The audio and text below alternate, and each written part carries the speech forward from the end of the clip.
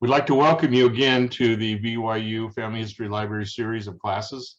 Today on August 6th, our final class of the day presented by Richard Miller, who is the man behind Goldie May. So if you have any general questions at the end of the presentation about Goldie May, I'm sure he would be happy to answer those for you. Hey, thank you, Elder Anderton. I really appreciate it. And thank you all for being here tonight. I am excited to talk to you about Goldie May and appreciate your being here tonight.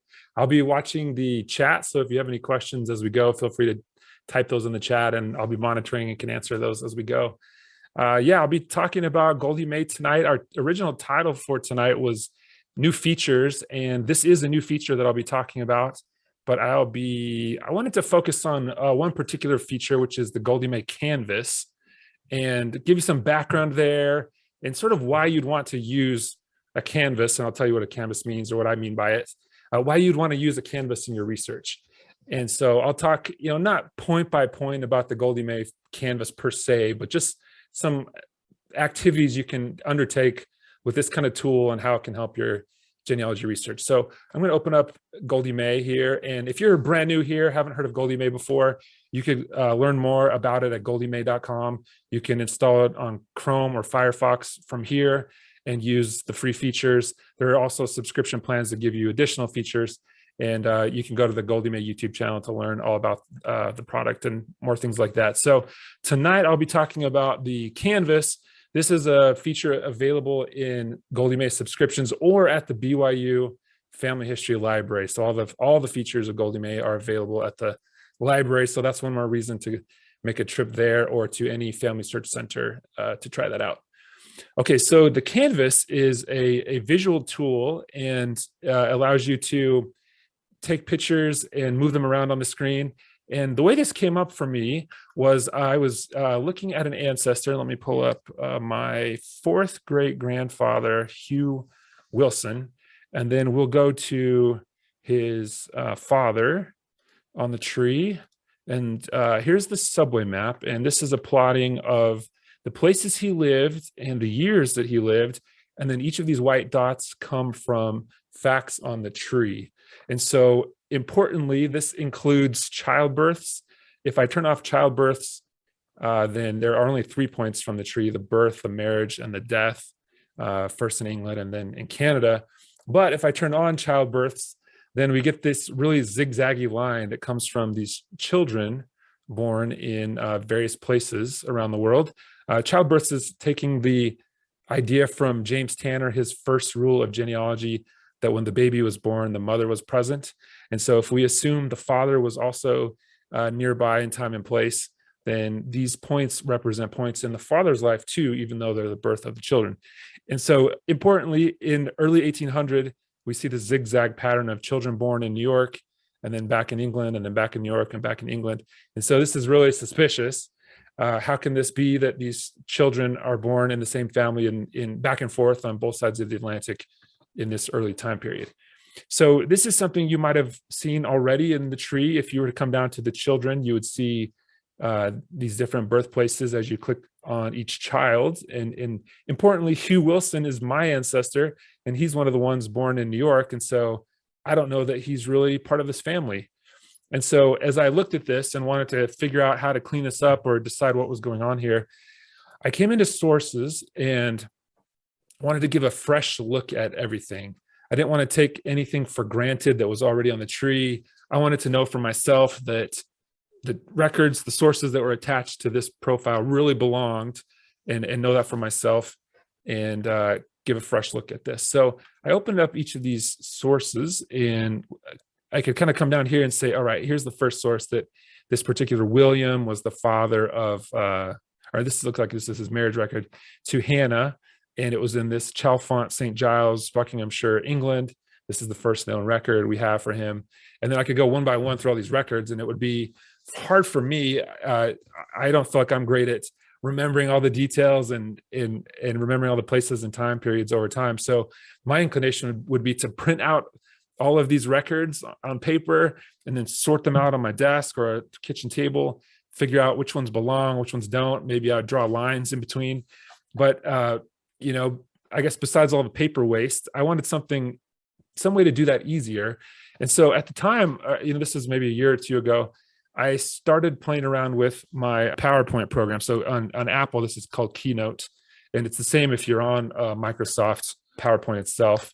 But you can come into your program like you're going to create a presentation. And instead of keeping the title and things like that, I'm going to delete all those, because what I only care about is just having this black background where I can put things. And if you used PowerPoint before, something like a Google Slides or Keynote, then you can drop images in here and move them around. And that's kind of what I wanted to do with my research. So one way to do this would be to use your computer's screenshotting feature. On an Apple, this is Command-Shift-4, and then you'll see this crosshairs appear. And then I could come here and draw a box around a record, and then scroll down to the next one, and then take another screenshot of this one. So I'll do Command-Shift-4, draw a box. And then these screenshots on my computer get dropped into the desktop. So, and actually Zoom is hiding those from me. So let me pull those up real quick. Okay, so let's pull over from this side here, my screenshots that I've just taken. I'll drop them onto my presentation software, and you'll see they appear like these boxes, right? And so this is what I wanted. I wanted to just be able to zoom out big and kind of pretend that I'm on my kitchen table and sort out these images and kind of see how things go together. On presentation software like this, there are some options for shapes. So you could drop in a line here, and maybe you want to, it's white, so you can't see it. Maybe go red. And you can kind of draw lines between these to make connections on the records or whatever. But this is kind of the idea of the tool that I wanted for this.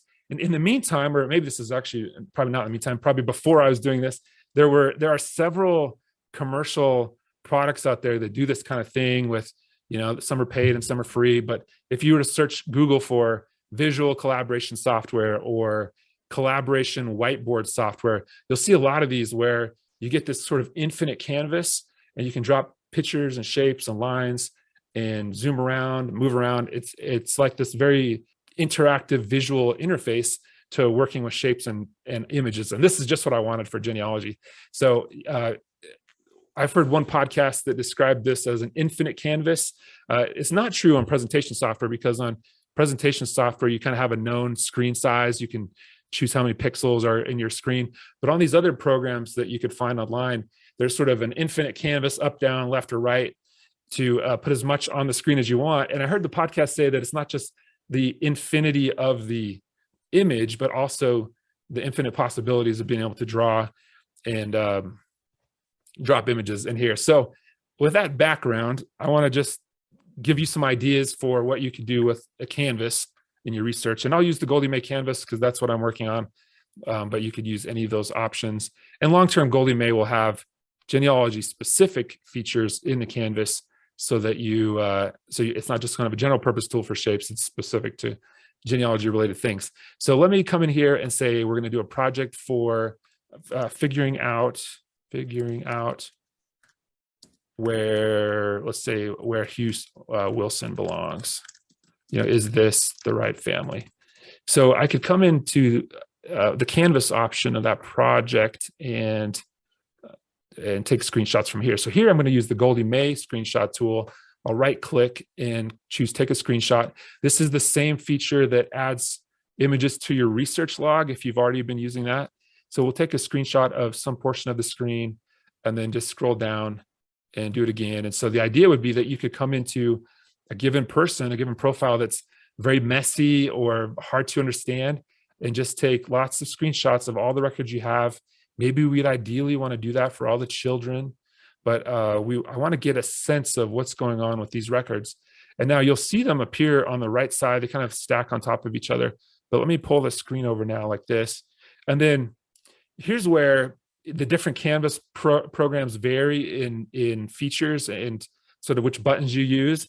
But I'm going to use my mouse. I'm going to hold down the space key, and it kind of turns this icon into a hand. And then I can move these around. I'm using a mouse right now, but if you're on a laptop using a trackpad, or you can buy an external trackpad for your computer. So if you want something like this, and sometimes it's easier to move around on the trackpad and pinch and zoom and use 2 or 3 fingers to move things around. So those are all options. And so here's what I'm going to do. I can move this over. Let's see, let's go space bar to move, and then I can zoom out, and then you'll see that I'm going to move these images around like this. And sort of, it's like I'm on a kitchen table with these printed out, right? I can make it as big or as small as I'd like, and then I can sort out what's going on in these records. So I want to see this event date, and there's a lot of ways you could do something here with this canvas, but one way that I like is to say that I'm looking at the event date, and I'm going to sort of picture time going from left to right. So I'll even draw a line to sort of say, this is time, and I want to put the older records on the left, and then the newer records on the right. And so here's 1786, 1786, 1790. Maybe because these two first records are the same year, I'm just going to stack them on top of each other.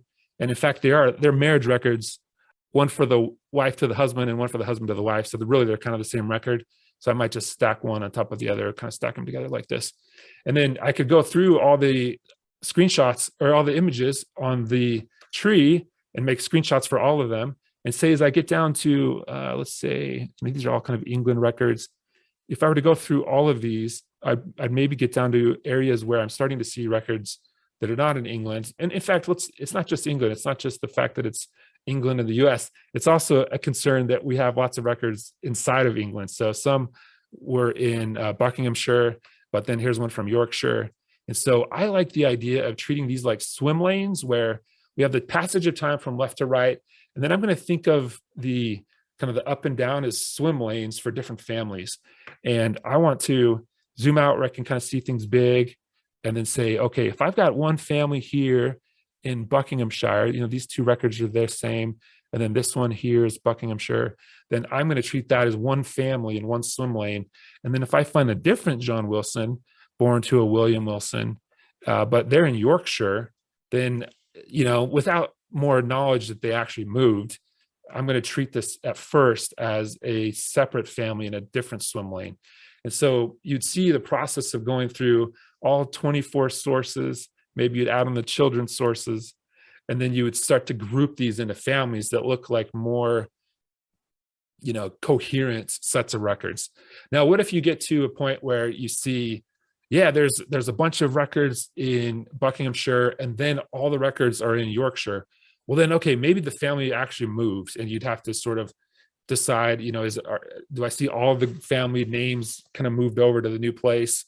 Is there evidence that there's a family that's newly in that Yorkshire area, and there's the evidence of a family now gone from the Buckinghamshire area? That might be the evidence that they moved. But in the meantime, we would just drop all these records into swim lanes to help sort them out and to see what's going on. To take this a step further, okay, are these, I'm kind of doing a high level view of whether the places are the same, but maybe we want to say, are the names really the same? And so I could come into here and say, okay, I really want to make sure that the names line up well, not just the places. And so I might draw a line from, here's William, the husband in this marriage record. Oh, let me switch to drawing. So here's William, and I'm going to draw him over to this William. And then, I'm going to draw lines from this Elizabeth to any other Elizabeth records I find. And I'm going to really connect the dots. Now, lines are really easy to draw. And one thing that's really cool is that in some family search centers like Lehigh, they have touch screens. So if you go into the Lehigh Family Search Center or pull up any Canvas program, you can draw directly on the screen by touching the screen and move things around. If you have an iPad, it would be very similar. You could make the images bigger, smaller, and draw lines. Once you've drawn a line, one sort of downside of these Canvas programs is that the default is that if I move this image out of the way, well, now it's no longer connected to that line. So there are two options. You could select all of them, all those three things, and then right click and choose group. And so this is the same thing you might find in your PowerPoint program where you're grouping objects together. Now they move together like this. So that's one option. I'll do undo. And the other option is there is a tool with this, there's this arrow tool that's a little bit fancier than the freeform drawing, where if let me go back and ungroup this. Let me delete this line. If I'm using the arrow tool, I can drop an arrow and then I can attach the arrowhead to a specific part of the image like this. So William, and then I can attach this other part to a specific part of that image. And now when I move one around, it stays connected like that. So that's nice too, if you think you're going to need to move images around to kind of make space in the swim lanes or whatever. But that will help you see connections between people and not lose them. So that's one option for you too. And the Goldie May Canvas has that option. I think the other ones have very similar things. I think the PowerPoints and Keynotes may not have free-form drawing like this, but the various Canvas whiteboard programs do. So you can draw free-form lines as well. Okay, so that's one example. And let me, Beth asked if there's a handout. There's no handout tonight, so it'll just be the recording of this. Let's go to one other example, which is, look at Jesse Mitchell. And while I'm pulling this up, let me say too that if it's any validation of this type of program or this type of medium for working with things, there's a new Apple program that just came out. So if you have an Apple iPhone or iPad, Apple itself released a new program called Freeform. So it's not a third-party app. It's a drawing and canvas program. So if you have one of those products, you could open up Freeform. Maybe there's something similar for Android as well. But I guess it was a nod to this idea that it's becoming more common for people to want to think in this way. So I'm hoping it's also useful to us in genealogy as well. Okay, so let me pull up Jesse Mitchell and we'll do a new project for him. And let me show you what's going on here first with him. Okay, so Jesse Mitchell, we scroll down and we see one marriage to a Sarah Ann Nesselrod and another marriage or family with no spouse. And the names are really similar. Cyrus, Rachel, Nathan. Here's a Cyrus, Rachel, Nathan, Albert. So maybe at least 3 names in common, but they are not the same year, not the same ages. So Cyrus is 1856 in this family in 1831 down here. And Rachel's off by 25 years. Robert's off by about 25 or 30 years. So it looks like kind of 2 sets of families here. And again, this is one of those messy situations where you go, wait a second, how did it get like this? I just want to take a fresh look at the sources and decide what's going on. So maybe I'll make a project that says, do all the children belong to Jesse Mitchell? I can copy this ID into the project as a research subject. Just to take a glance at the subway map, I'm curious if we get any detail. Here, it looks like all the children are born in Pendleton, West Virginia. And even if I go to the kind of city by city mode, nothing changes there. We just have everybody living in Pendleton County, West Virginia. But you see those groupings. So that's the first group of kids, and then the next group of kids down there. So we really wonder what's going on. So again, I'll go into the canvas, and the idea would be the same, that we're going to go through and take screenshots of every record that we have for Jesse one by one, and then we'll sort those out and see if we have evidence that these children belong to the family. Now, the subway map, of course, kind of helped us diagnose the problem, which is that we have these sets of children that are very separate, but we can't tell from the Goldie May subway map whether a given census record really says that someone is the father or whatever. So we want to go through with the canvas and say, hey, like, do these records we have mention that this Jesse Mitchell is the father? Do we find other corroborating information that connects this family back together? So that's the idea, again, for a very kind of different problem. Now, I'll mention as an aside that if I've been using a Mac, if you're using Microsoft Windows, the snipping tool, I understand, is the tool you want to use. I think it comes with Microsoft Windows. If you were to Google how to use the snipping tool to capture screenshots, if you were going to do it outside of Goldie May, then the snipping tool is what you want. Otherwise, if you're inside of Goldie May, then you'll just right click inside the browser. Okay, so for our third problem, we're going to look at America Jane Overland. And this is an ancestor of my wife. And we are not sure if the father listed on the tree is really her father. And let me show you what I mean by that. So if I come into here, America Jane William has this father named William Lucy Overland, with the mother Maria Wilson. If I come into America Jane's sources, one of the strongest sources that I think kind of for that connection to her parents is this church record from the Church of Jesus Christ of Latter-day Saints. It says that her parents are William I. Overland and Maria Wilson. I looked at this with James Tanner, and he said that this record would be contemporary to her lifetime. So she should have been or may have been the person that said, yeah, these are my parents' names. So there's a discrepancy there. That the tree says William Luce Overland, and then we have an I Overland here. So, and sure enough, if I go over to William Lucy Overland, there isn't strong evidence here of Lucy being the middle name. Nothing listed on those records that are attached for the name. And in the sources, William Overland was for sure a person, but I don't see a connection between him and America yet. So that's the question that I'm working with. And so as I went back into America Jane, one of her strongest records was her marriage record. So maybe I should say kind of strongest early records. So let me go into America Jane. We'll go to her sources and 1843. Okay, here we are. So this is America Jane Overland was married to William Davis in 1843 in Spencer County, Indiana. And there isn't, if I remember correctly, there is not a lot of strong contemporary records before that point. So maybe we call this sort of the earliest awesome record for America Jane Overland. So I'll come in here and say we're wanting to confirm America Jane Overland's father. And we're going to start off with, let's go to, what I want to do here is pull up the census for 1840. So the US Census ran on 1840 and 50. The closest one to the marriage is 1840.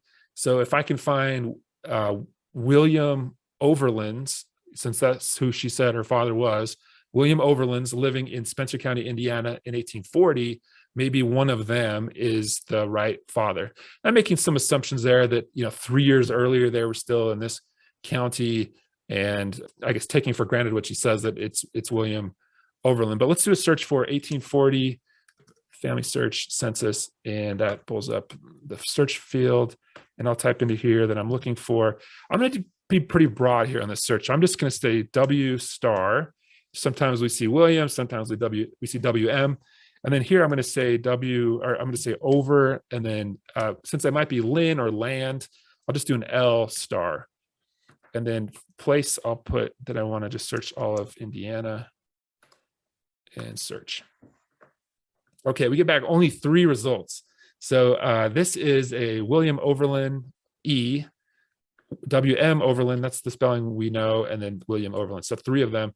And then the counties are Spencer County, Indiana. That's the one we were looking in, or Orange County, Indiana, or Warwick County, Indiana. So let me pull up the canvas. And what I want to do next is do a Google search for counties of Indiana. And I just want to see if besides Spencer County, does the other one look pretty helpful too? So in the past, I've been taking screenshots of records, but they don't have to be records. So you could take a screenshot of a map like this and drop it into your canvas. And I will go bring it over here, and then let's pull up our search results and just kind of see this side by side. All right, so we said that we had results in Spencer, Orange, and Warwick counties. And let's go to, I'm going to make see what a blue might kind of stand out from this map. And let's draw on top of this. So I'm just going to circle the counties that we've found. So Spencer, Warwick, and Orange. So those are roughly close. I looked earlier, and Orange County is maybe, I'm trying to remember, 90 miles away from these other 2 counties. So maybe the first 2, and especially maybe the third, are going to be possibly our father here for America Jane. So I'll say that we're interested in all of these. So I'll go here and do a right click to open this result in a new tab. I'll do the same here, open in a new tab, and then open in a new tab. Got these 3 tabs open, and I'm going to open up the images, and just sort of for full access or full viewing, I'll pull that over nice and wide. Now let's find our William Overland here. I'll go down here and you'll see him near the bottom.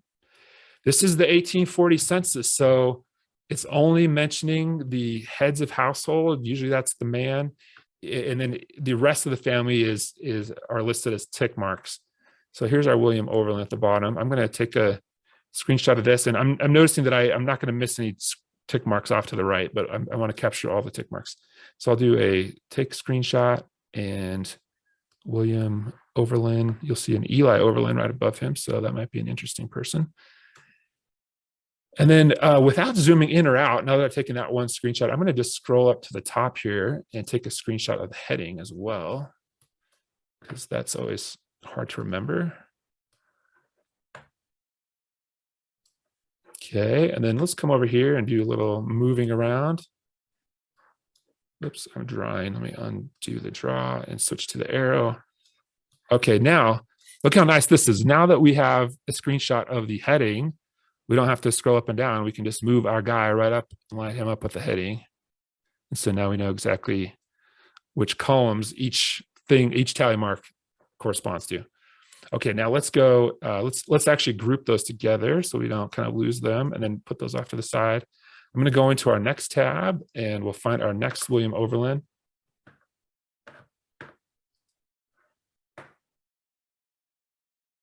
Someone asked if Goldie Mae works with Ancestry too, and thank you for the response from Alan. There's a video about that. And the Canvas does work with Ancestry. There are a handful of things that don't work with Ancestry and only work with Family Search, but most things work with Ancestry too. Okay, here's our William Overland, WM Overland, and again, screenshot and William Overland. And then let me grab the heading too. Okay, and then back over here. All right, I hope this isn't too tedious for you guys to watch this, but let's just get these all lined up and we can see what's going on. And I love that I can just line those up with those arrows and then group that together, won't lose it. And now I can keep that one. Okay, let's go do our third and last William Overland, who's in Warwick County. So this is our, I guess, second closest county. And where's our William? Let's see. Tell me if you see it before I do. There it is. Okay. Take a screenshot. Then I'm not going to zoom. I'll just scroll up here, take a shot of the heading.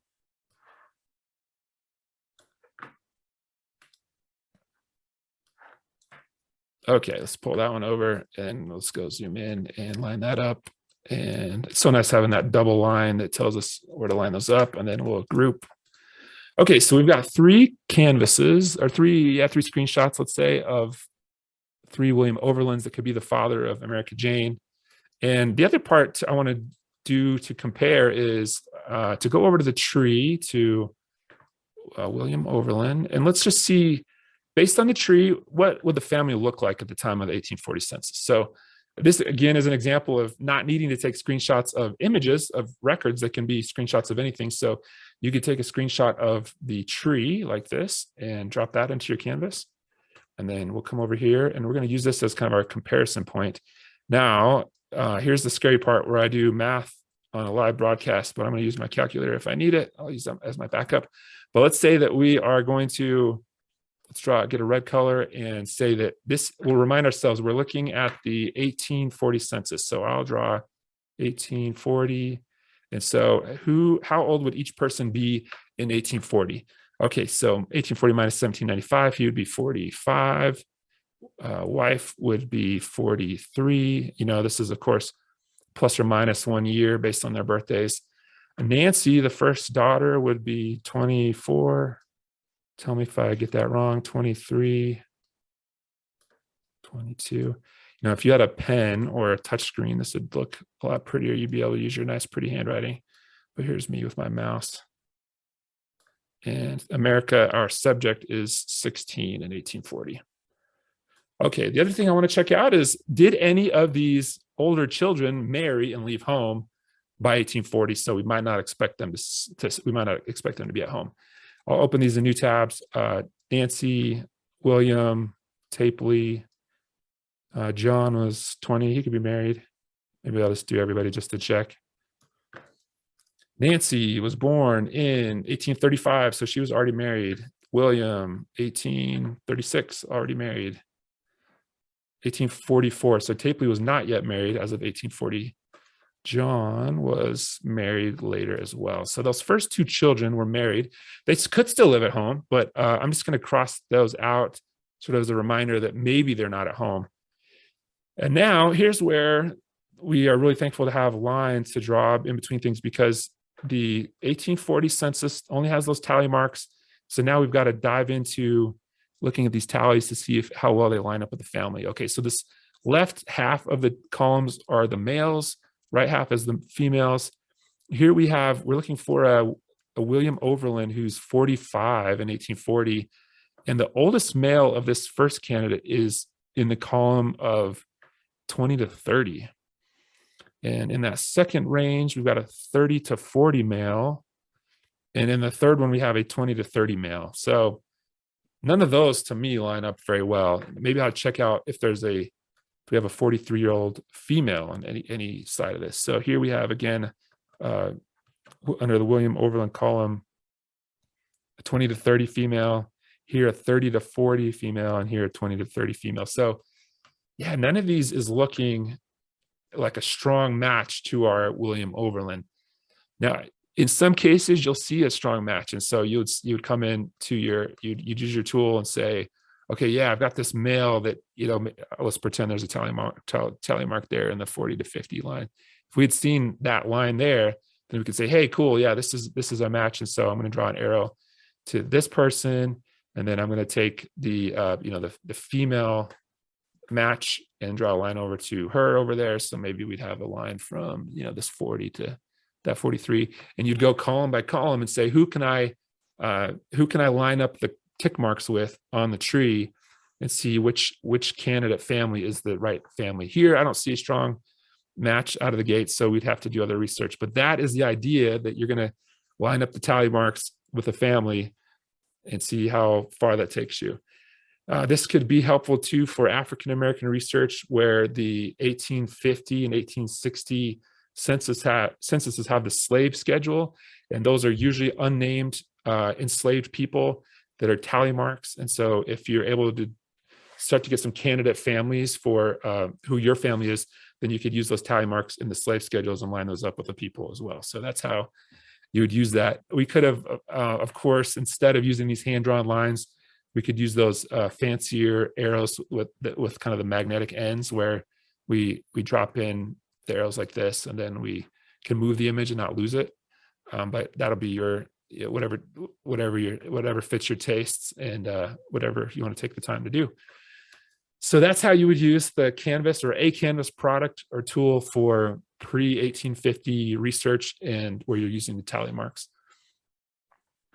I was curious, what else could we do if we weren't finding our William Overland in these three families? And maybe one of these is a match and there's some error on the census or whatever, but barring one of those issues, where else could we go to look? And if we come into Spencer County on the subway map, you get these options to look at the wiki, the catalog, or the family history guide for Spencer County. I previously opened up the family search catalog, and I was curious if there's a tax record, because the tax records are usually every year or often every year for the times they run. And so maybe a tax record might mention one of our William Overlands. And then instead of being 3 years off, where we knew she was married in 1843 and we were looking at the 1840 census 3 years apart for mention of the family, maybe alternatively we could have find him and the family in a tax record that's all the way in 1841 or 42 or 43, right up to the point of that marriage. So that would be one strategy as well. Randall says, I assume you can highlight in different colors. Yes, that's right. So you could go into the tools on the Goldie May subway map. It's up here. We can choose different colors and even dashes or dotted lines. And then other tools have different options as well. So as an alternative to not finding, so we didn't find any tax records in this part of the catalog. So one other new feature, and maybe this will warrant a separate video at some point, but there's this search box up here called the command palette. And so with a Goldie May subscription or in the library, you could come up here and start typing different names or places or whatever. Here, I'm going to type in the county of Spencer, Indiana, and you'll see that it starts to bring up actually newspaper records. So there are newspapers that ran later in that county. They're too late for us. You could even type in a year range. So if I do 1840, to 1845, Spencer County, there's no results at the top for newspapers. So there were no newspapers that early. But if I come into Spencer, Indiana, I can go down to the bottom and choose that I want to rerun that search on family search images. And so I'll open up that on family search images. You could, of course, gone over to family search and search and images and then done a search for Spencer, Indiana. But I'm trying to save you some clicks and things. So here we can come on to Spencer, Indiana, and these are images that may have been scanned just in the last week. They're fresh off the press, where volunteer missionaries around the world are taking pictures of records in various archives in cities and states and counties. And so if I look here in Spencer County, and let me filter this by year range, 1840 to 1845, update. Then we get 4 amazing results. These are really hot off the press. One of them is from just, 5 months ago, in March of this year. Some of them are in the last couple of years, but we find tax records for our family. So this is a really fun thing that just came out. I don't know if it may have been before March that I've even looked at this family. And so it's super fun that if we go back to family search images, there's always the possibility of there being some new record. And so let's come in here and look at this record a little bit. I'm trying to remember if let me come back in here if this is the right one I wanted. Yeah, tax records. There might have even been one. I remember there being 5 instead of 4. Maybe I'm wrong. Okay. Tax records. So we could come in here and say, is there a tax record that shows our family living in the area? I'm going to just kind of browse for a minute to see if I see any table of contents or index of names inside of the list. And let's just see what we find. Here's a couple of kind of freestanding notes. Let's go down to where we see some grids and look for some names that we might find in here. Okay. I remember that I believe I was looking in the tax records. I'm going to keep looking here for 1 minute. Let's just see if we find anything, and I'll see if we do or don't find anything. Anyway, I was looking at this about an hour ago, and I came across some Lucy Township records within Spencer County and scrolled down to the O's, and there was my Overlands. And so the William Overland. So, in a tax record like this, you often don't find or it's, you might say to yourself, oh, there's not much genealogy information in here, because I see just a name like this, Julian Phelps. And, what good is it to me to know that it's just one name? There's no mention of the wife or the kids, doesn't even mention his age. But the genealogical value of the record you might find is that I was looking at that William Overland in the tax record, and it said William Overland Jr. And so in genealogy and historical records, junior doesn't have to mean the son of someone else by the same name. Junior and senior could just be designations for 2 people that have the same name and live in the same area. And they're trying to say, this one's the older one and this other guy's the younger one. So if you see junior, that means he's the younger of the, of the 2 people in that area by that name. So I saw in our tax record a William Overland Jr. And then the other kind of thing that might be of use is you could see the land he owns. And so you could write down that the section and the different the range and acreage and things and value. And that would be your way to connect him to other records that you might find elsewhere. So if you remember that he's not just William Overland, he's William Overland Jr. And he's not just William Overland Jr., he's the William Overland Jr. that has such and such amount of land at this location, then you have a lot more identifiers to work with. And so then if you go over to land records and you find overlands that are buying or selling land, and you see that same amount of acreage, especially if it's sort of an odd number, then you might know, okay, the land passed from this person to the next person. And so maybe I'm really interested in that next person. If William Overland Jr. sold it to, let's say, John, then maybe I want to know if that John Overland is a family member too, and I want to trace that down. And what if they sold the land in land records for $1, and it doesn't have to be family, but it might be an indication that there's some sort of debt being paid back because the land's being sold so cheaply, or maybe it's a family member and someone's saying, hey son, I'm going to sell you this land super cheap because you're my son. So that'd be another way to kind of use the identifiers in the land records to make sense of that idea. So I'll pause there to ask you, do you all have any questions that we should talk about? That's really kind of the end. I can answer any questions you have about the canvas, about Goldie May, or anything else. Thank you so much for your time tonight. I appreciate it. And my email address is at the bottom of every page. So if you go to Goldie May, you'll see it, richard@goldiemay.com. I welcome any questions or comments, feedback. And the Goldie May YouTube channel is a great way to learn more and follow along with updates as they go. So I'll take any questions and we can wrap up for tonight. Thanks so much for your time tonight. I really appreciate it. I think Richard, I think you answered all the questions up to this point. I was thinking maybe you could emphasize the fact that Goldie May, a premium version, is now available in the Family History Centers and also in our library. And this is a new development. Yeah, that's right. It's new in the last, what was it, a month or two ago that we got that out. So yeah, you're welcome to try all the Goldie May Pro features inside of a Family Search Center or at the BYU library. And there you can use them, just as much as you want. And then when you go home, it's all saved. And then when you come back, it's still saved for you. So and Alan says, if you're using Goldie May Family Search Center, can you log in and see the premium features? Yeah, that's right. So Alan, you can see all the premium features inside of any Family Search Center and use them as much as you want. And then I didn't mention before, for people new to Goldie May, your data is stored in the cloud. So when you sign out, then your data is all saved. You could then go home and or go to the library, go back and forth from home to the library.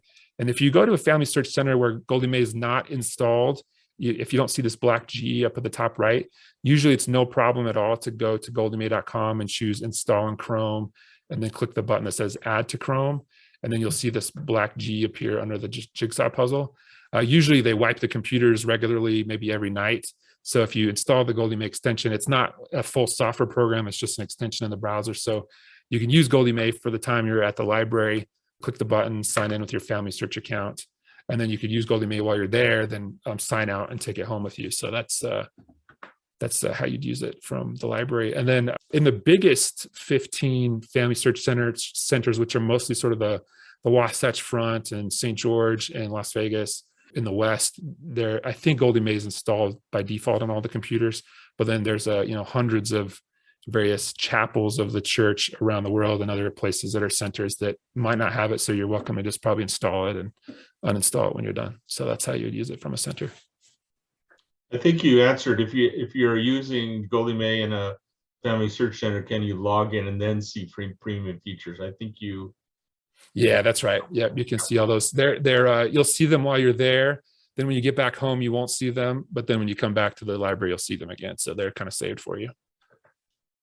Thank you, Richard. That was wonderful. And, yeah, thank you. We appreciate your time and sharing this great product with it. Every time I see something new, I'm very impressed. Well, thank you. I appreciate it. I hope it's helpful. And I hope, if you find a fun new way to use the Canvas or any Canvas tool to help with your genealogy, I'd love to hear about it. I think I certainly think visually. And so it's helpful for me to visualize all the images side by side to compare them. So I'm sure you'll come up with new ways to do that as well.